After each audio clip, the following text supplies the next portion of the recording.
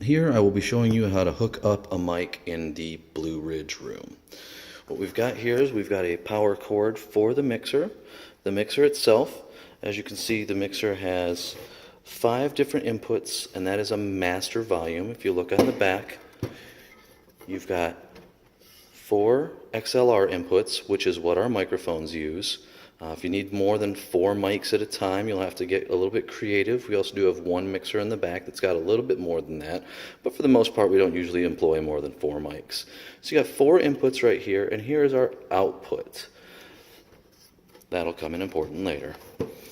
Inside the actual microphone box, you'll have the microphone, the receiver, and its power cord.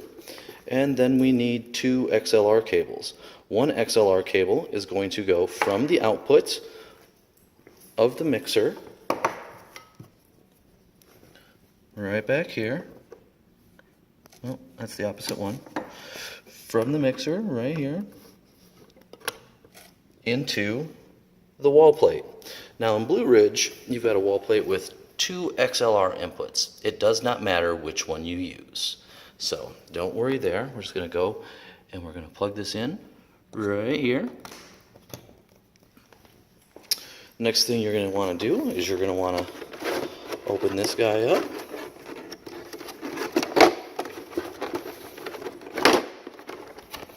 And grab the receiver.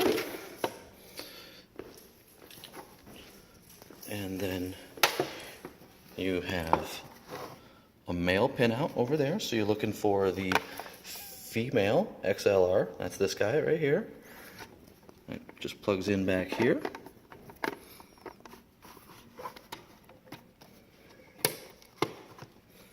And then the other end of the XLR cable goes into the back of the mixer. There you go. Alright, then of course just power. Obviously that is fairly simplistic if you're not trying to do it one-handed while explaining what you're doing in a video. There it is. Now in Blue Ridge I don't usually need any kind of power strips because this wall plate has 4. Usually they only have 2. If they need 2, you will probably most definitely need a power strip, especially if at some point there's going to be a projector involved, even if it's a basic support package, because you've got to have a spot for them to plug in their projector. And then of course the power cord for the receiver just plugs in right back here somewhere. Again, not so easy to do one-handed.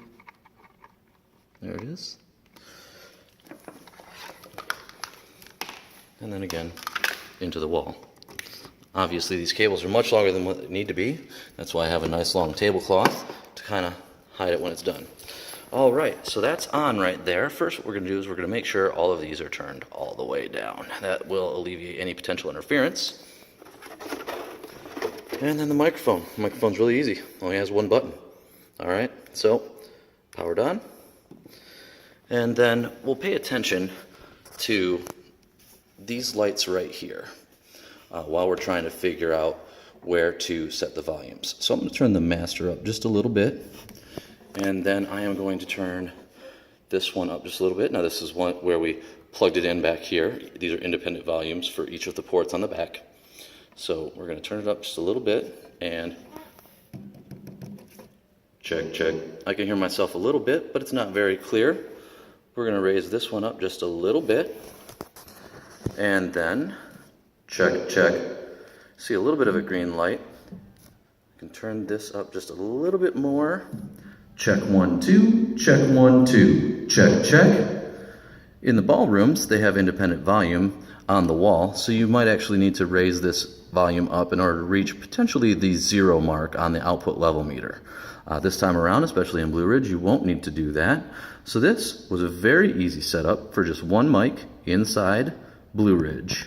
And then of course, you know, depending upon whether you've got loud talkers or quiet talkers in your group, you can show one of the group leaders or the speaker how to manually adjust their volume a little bit. For the most part, you don't necessarily have to do that in our ballrooms.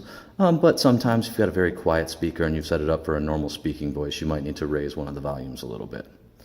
All right, that is how to hook up a mic in Blue Ridge.